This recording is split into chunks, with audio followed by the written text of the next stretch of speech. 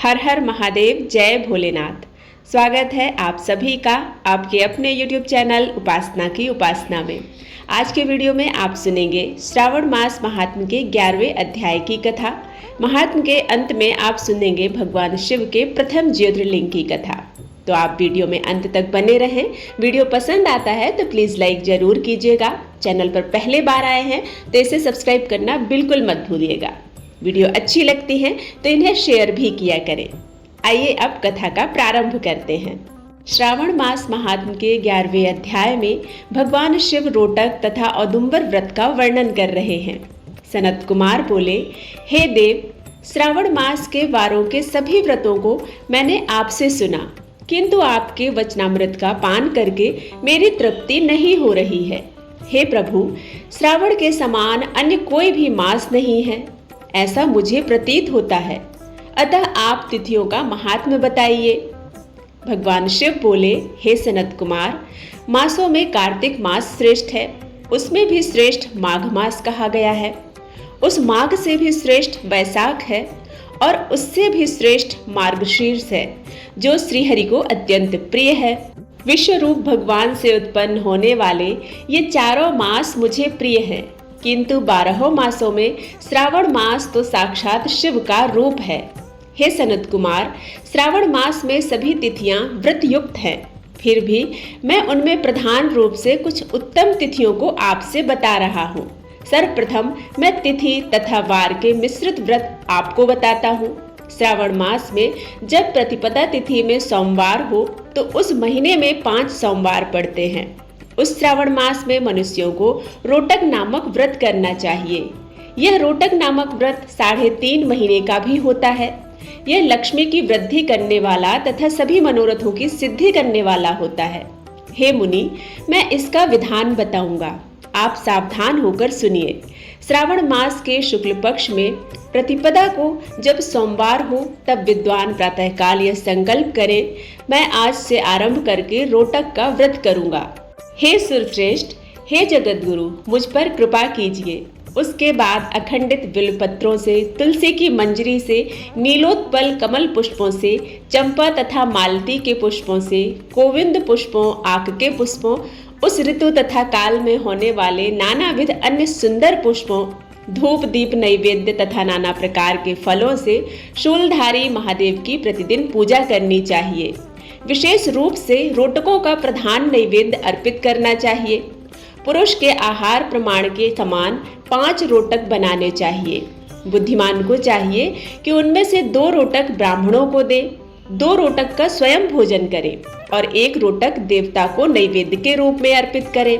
बुद्धिमान व्यक्ति को चाहिए कि शेष पूजा करने के बाद अर्घ्य प्रदान करे।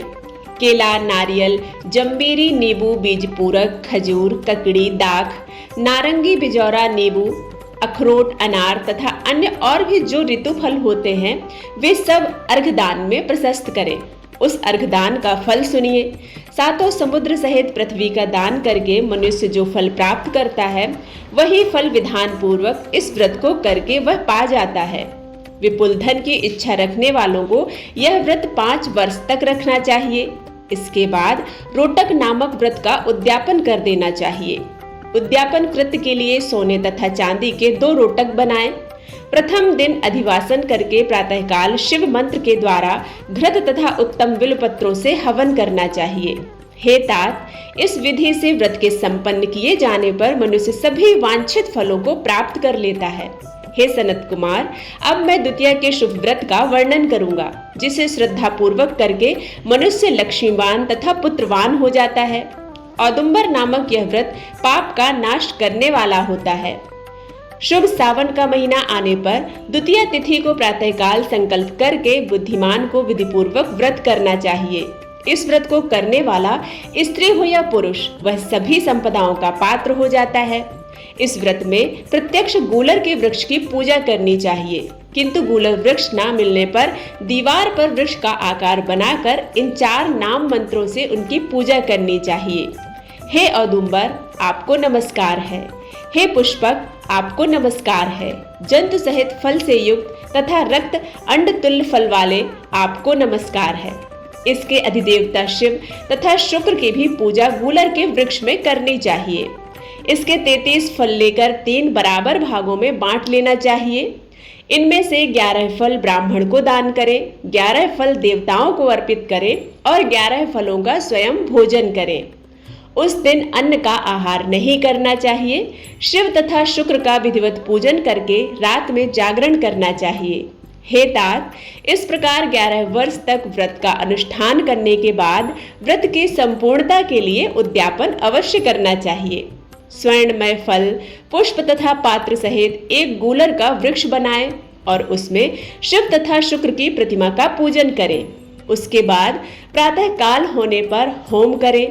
गूलर के शुभ कोमल तथा छोटे छोटे 108 फलों से तथा गूलर की समिधाओं से तिल तथा घृत सहित हवन करें। इस प्रकार हवन कृत्य समाप्त करने के बाद आचार्य की पूजा करें। उसके बाद सामर्थ्य के अनुसार 100 अन्यथा 10 ब्राह्मणों को ही भोजन कराएं। हे वत्स, इस प्रकार व्रत किए जाने पर जो फल होता है उसे सुनिए। जिस प्रकार यह गूलर का वृक्ष बहुत जंतु युक्त फलों वाला होता है, उसी प्रकार व्रतकर्ता भी अनेक पुत्रों वाला होता है और उसके वंश की वृद्धि होती है। यह व्रत करने वाला स्वर्णमय पुष्पों से युक्त वृक्ष की भांति लक्ष्मीप्रद हो जाता है। हे सनत कुमार, आज तक मैंने किसी को भी यह व्रत नहीं बताया था। गोपनीय से भी गोपनीय इस व्रत को मैंने आपके समक्ष कहा है। इसके विषय में संशय नहीं करना चाहिए और भक्ति पूर्वक इस व्रत का आचरण करना चाहिए। इसके आगे की कथा आप आने वाले अध्याय में सुनेंगे। आइए अब सुनते हैं भगवान शिव के प्रथम ज्योतिर्लिंग की कथा। सोमनाथ का ज्योतिर्लिंग इस धरती का पहला ज्योतिर्लिंग है। इस ज्योतिर्लिंग की महिमा बड़ी विचित्र है। शिव पुराण की कथा के अनुसार प्राचीन काल में राजा दक्ष ने अश्विनी समेत अपनी 27 कन्याओं का विवाह चंद्रमा से किया था। 27 कन्याओं के पति बन के चंद्रमा बेहद खुश हुए। कन्याएं भी चंद्रमा को वर के रूप में पाकर अति प्रसन्न थीं। लेकिन ये प्रसन्नता ज्यादा दिनों तक कायम नहीं रह सकी, क्योंकि कुछ दिनों के बाद चंद्रमा उनमें से एक रोहिणी पर ज्यादा मोहित हो गए। ये बात जब राजा दक्ष को पता चली तो वो चंद्रमा को समझाने गए। चंद्रमा ने उनकी बातें सुनी, लेकिन कुछ दिनों के बाद फिर रोहिणी पर उनकी आसक्ति और तेज हो गई। जब राजा दक्ष को ये बात फिर पता चली तो वो गुस्से में चंद्रमा के पास गए। उनसे कहा कि मैं तुमको पहले भी समझा चुका हूँ, लेकिन लगता है तुम पर मेरी बात का असर नहीं होने वाला। इसलिए मैं तुम्हें श्राप देता हूँ कि तुम क्षय रोग के मरीज हो जाओ। राजा दक्ष के इस श्राप के तुरंत बाद चंद्रमा क्षय रोग से ग्रस्त होकर धूमिल हो गए। उनकी रोशनी जाती रही।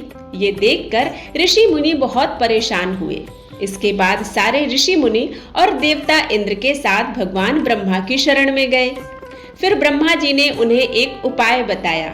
उपाय के अनुसार चंद्रमा को सोमनाथ की जगह पर जाकर भगवान शिव का तप करना था और उसके बाद ब्रह्मा जी के अनुसार भगवान शिव के प्रकट होने के बाद वो दक्ष के श्राप से मुक्त हो सकते थे।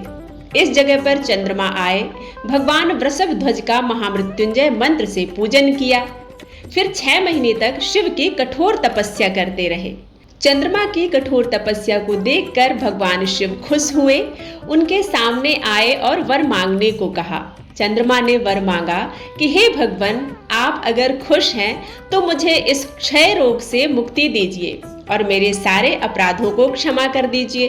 भगवान शिव ने कहा कि तुम्हें जिसने श्राप दिया है वो भी कोई साधारण व्यक्ति नहीं है, लेकिन मैं तुम्हारे लिए कुछ करूंगा जरूर। इसके बाद भगवान शिव ने चंद्रमा के साथ जो किया उसे देखकर चंद्रमा न ज्यादा खुश हो सके और न ही ज्यादा उदास रह सके। लेकिन शिव ने ऐसा किया क्या? चंद्रमा की तपस्या से भगवान शिव प्रसन्न थे। उन्हें वर देना चाहते थे, लेकिन संकट देखिए, जिन्होंने चंद्रमा को श्राप दिया वो भी कोई साधारण व्यक्ति नहीं थे। असमंजस था, ऐसा असमंजस जिसमें भगवान शिव भी पड़ गए थे। खैर, शिव एक रास्ता निकालते हैं। चंद्रमा से कहते हैं कि मैं तुम्हारे लिए ये कर सकता हूँ, 1 माह में जो 2 पक्ष होते हैं उनमें से एक पक्ष में तुम निखरे रहोगे, दूसरे पक्ष में तुम क्षीण हो जाओगे। ये पौराणिक राज है चंद्रमा के शुक्ल और कृष्ण पक्ष का, जिसमें एक पक्ष में वो बढ़ते हैं और दूसरे ही पक्ष में वो घटते जाते हैं। भगवान शिव के इस वर से भी चंद्रमा काफी खुश हो गए। उन्होंने भगवान शिव का आभार प्रकट किया और उनकी स्तुति की। यहाँ पर एक बड़ा अच्छा रहस्य है। अगर आप साकार और निराकार शिव का रहस्य जानते हैं तो आप इसे समझ जाएंगे, क्योंकि चंद्रमा की स्तुति के बाद इसी जगह पर भगवान शिव निराकार से साकार हो गए थे और साकार होते ही देवताओं ने उन्हें यहाँ सोमेश्वर भगवान के रूप में मान लिया था। यहाँ से भगवान शिव तीनों लोकों में सोमनाथ के नाम से विख्यात हुए। जब शिव सोमनाथ के नाम से यहाँ स्थापित हो गए तो देवताओं ने उनकी पूजा की, चंद्रमा को भी नमस्कार किया, क्योंकि चंद्रमा की वजह से ही शिव का ये स्वरूप इस जगह पर मौजूद है। समय गुजरता गया, इस जगह की पवित्रता बढ़ती गई। शिव पुराण में कथा है कि जब शिव सोमनाथ के रूप में यहाँ निवास करने लगे तो देवताओं ने यहाँ एक कुंड की स्थापना की। उस कुंड का नाम रखा गया सोमनाथ कुंड। कहते हैं कि कुंड में भगवान शिव और ब्रह्मा का साक्षात निवास है, इसलिए जो भी इस कुंड में स्नान करता है उसके सारे पाप धुल जाते हैं, उसे हर तरह के रोगों से निजात मिल जाती है। शिव पुराण में लिखा है कि असाध्य से असाध्य रोग भी कुंड में स्नान करने के बाद खत्म हो जाते हैं, लेकिन एक विधि है जिसको मानना पड़ता है। अगर कोई व्यक्ति क्षय रोग से ग्रसित है तो उसे उस कुंड में लगातार 6 माह तक स्नान करना चाहिए। ये महिमा है सोमनाथ की। शिव पुराण में ये भी लिखा है कि अगर किसी वजह से आप सोमनाथ के दर्शन नहीं कर पाते हैं तो सोमनाथ की उत्पत्ति की कथा सुनकर भी आप वही पौराणिक लाभ उठा सकते हैं। इस तीर्थ पर और भी तमाम मुरादें जिन्हें पूरा किया जा सकता है, क्योंकि ये तीर्थ 12 ज्योतिर्लिंगों में से सबसे महत्वपूर्ण है। धरती का सबसे पहला ज्योतिर्लिंग सौराष्ट्र में काठियावाड़ नाम की जगह पर स्थित है। इस मंदिर में जो सोमनाथ देव हैं, उनकी पूजा पंचामृत से की जाती है। शिव पुराण के अनुसार जब चंद्रमा को शिव ने श्राप से मुक्त किया तो उन्होंने जिस विधि से साकार शिव की पूजा की थी, उसी विधि से आज भी सोमनाथ की पूजा होती है। यहाँ जाने वाले जातक अगर 2 सोमवार भी शिव की पूजा को देख लेते हैं तो उनके सारे मनोरथ पूर्ण हो जाते हैं। अगर आप सावन की पूर्णिमा में कोई मनोरथ लेकर जाते हैं तो भरोसा रखिए, विश्वास रखिए, उसके पूरा होने में कोई विलंब नहीं होता है। अगर आप शिवरात्रि की रात्रि यहाँ महामृत्युंजय मंत्र का मात्र 108 बार भी जप कर लेते हैं तो वो सारी चीजें आपको प्राप्त हो जाती हैं जिसके लिए आप परेशान हैं। ये है इस धरती के सबसे पहले ज्योतिर्लिंग की महिमा। शिव पुराण में ये कथा महर्षि सूरत जी ने दूसरे ऋषियों को सुनाई है। जो जातक इस कथा को ध्यान से सुनते हैं या फिर सुनाते हैं, उन पर चंद्रमा और शिव दोनों की कृपा होती है। चंद्रमा शीतलता के वाहक हैं। उनके खुश होने से इंसान मानसिक रूप से तनाव मुक्त हो जाता है और शिव इस जगत के सार हैं। भगवान शिव के खुश होने पर मनुष्य के जीवन के संपूर्ण मनोरथ पूर्ण हो जाते हैं। उम्मीद करती हूँ यह वीडियो आप सभी को पसंद आया होगा। यदि पसंद आता है तो लाइक करना मत भूलिएगा। मिलते हैं एक नई कथा के साथ, तब तक के लिए ओम नमः शिवाय।